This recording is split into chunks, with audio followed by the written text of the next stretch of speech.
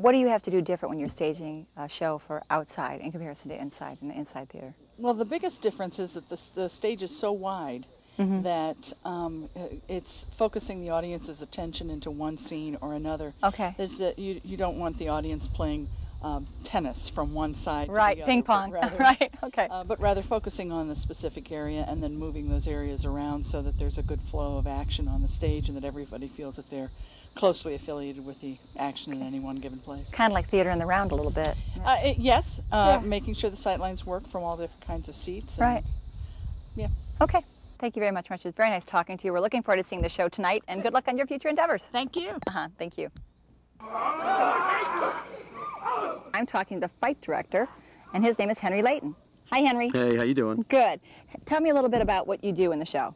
I'm called the fight director for Johnny Appleseed, and I choreograph the fights for the actors, so they're able to do them about 60 shows. So they have to be able to do that every time, and it has to work out 10 out of 10 times as opposed to 9 out of 10. And no injuries, right? That's what we go for, absolutely. Right. Now, you've done this before? Yeah, I've been choreographing fights for outdoor drama for, I guess, about 7 years. Wow, okay. Give or take. All right. Yeah. Now, you're in charge of the Burning Man, which is the big scene in this, right. this whole show. A lot of spectacle. So tell me how you keep him safe. Well, first of all, we have a prep team, and before we ever do an actual burn on the person, and it's not really even on the person, it's just the costume. Okay. So we have certain cement, if you will, a contact cement that we put on the costume, and the thing that actually keeps the actor safe is what we call a burn stunt gel. It's got a nickname called Zell Gel. Okay. Now that's something that's at almost freezing temperatures, and that's another one of the risks that go into it. If he's got it on too long, he can suffer from hypothermia. But if you do your stunt just timed out right throughout choreography, and Andrew Ray is doing one of the more advanced burns, he's not only just standing on fire, he'll fight and do other choreography with other actors around him while he's on fire. Oh, wow. Okay, so we're going to see that tonight, and they're going to show us right now exactly what it looks like and break it down for us a little bit. So, watch. This is what we call our burn stunt gel here. And you know, if it's an off tan color, it almost looks brown, so when he puts it on, playing an Indian especially, it'll blend in with just the same color. And we don't use any head mask. We actually have the face open and exposed, but you'll see he's going to run it all through his ears, his hair, up his nose, everywhere it needs to be that could possibly touch by heat to cause a burn. We got to cover that in this gel. And this gel, if you ever touched it, it's very, very cold, very freezing. But rubbed on, it drops his core temperature. It's almost like a hair gel in a sense, you know. So first of all, A-Ray is going to be assisted by Justin. We're going to go ahead and suit him up in this gel, and that's the shirt that goes underneath him first, or on top of him first. And after this goes on, and we string out the excess gel from the shirts to save room, and save actually gel to put on A-Ray's exposed body parts, we'll put a costume shirt on that has flame retardant in it as well.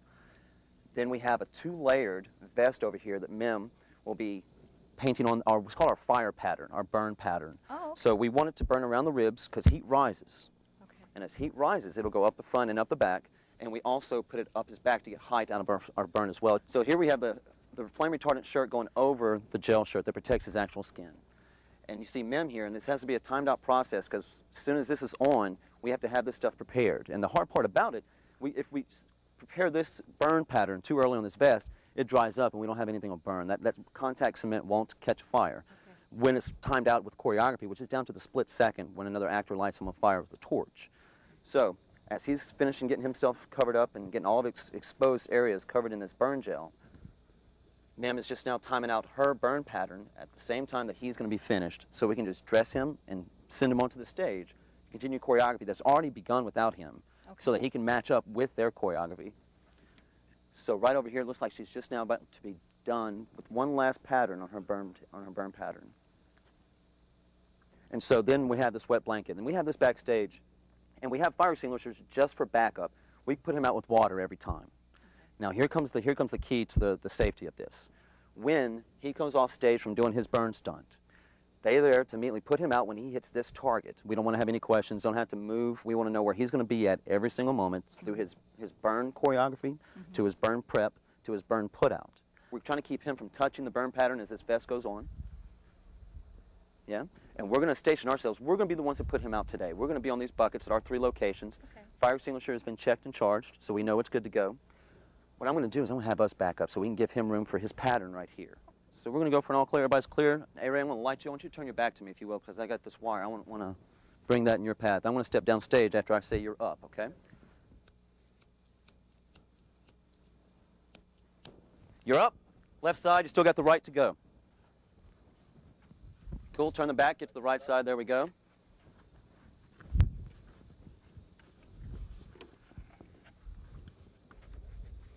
Notice he's still able to breathe. By him moving, he keeps the flames away from his face. See, they get there, all he's got to do is move away because heat rises.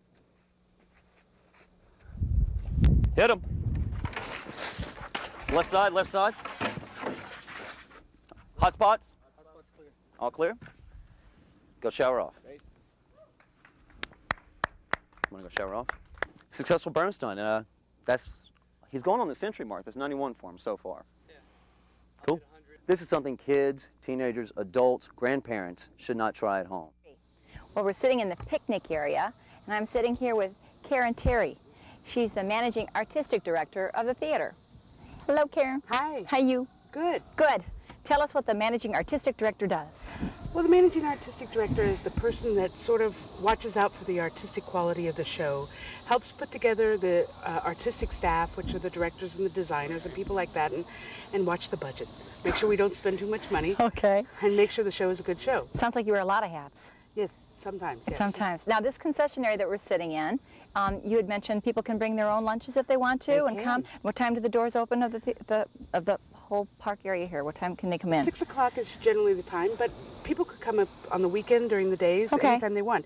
They could bring a picnic, or for the show, they could also place an order and get food here, or they could just walk up and buy it. It's all moderately priced, and I think that we just want people to come and enjoy the beauty. Yeah, yes. that's why I call this the park area, because you're really not in the theater until you go through the big building that's behind us. That's the theater commons right there, right? Right. Tell me what kind of sandwiches and stuff they have at the concession stand. We have sandwiches, turkey and ham, and potato chips and assorted candy. And popcorn I saw, popcorn, oh, I love that popcorn, yes. Yeah. And any kind of soda or water or tea, hot coffee or hot chocolate, because some nights it gets a little chilly. Cool. Well, it's kind of nice that people can bring their own if they want to, so they can have their own little picnic before the show begins. Right. Now, are they allowed to bring the food into the theater itself, or do they have to keep it out here? As much as possible, keep it out here, but...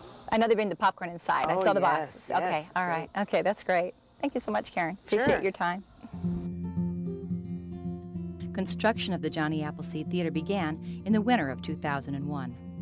A lot of experience, sweat, man-hours, and tons of cement went into creating this beautiful 1,700-seat theater that was finished just before opening season in June of 2004. Here we are sitting in this beautiful theater. Nobody's here right now, but it will be full soon. And this is Bill Jones, and this is his dream made reality. Hello, Bill. Hi, Judy. Bill's our expert on Johnny Appleseed. He's a historian, and he thought of this beautiful theater as a great way to show the public what a wonderful person Johnny Appleseed was. And if you want to know about Johnny Appleseed, he's the guy that can tell you all about him. So, Bill, how did this all begin? Where did you start, having this relationship with Johnny Appleseed? Well, I don't recall exactly when I was first introduced to John, not in person, of course. Right. But it was at a very early age in any case. With John Chapman, for me, there were elements to his character that I couldn't maybe at that age clearly define. As I got older, I started understanding his philanthropy and his motives for doing so. His humanitarianism, his self-imposed missionary work. John was a war hero, and a number of other things that make him a very, very unique folk hero. You were a pilot, and you said you don't have your pilot license anymore, but you miss flying. But I'm sure when you come in here, you feel like your heart soars because of this amazing, beautiful, scenic backdrop we have. I mean, I cannot imagine a more beautiful background for this theater than this hillside. Well, thank you very much. You're absolutely right. I do miss flying, but this makes up for it big time. How did you know to come up here? How did you know there was something like this up here?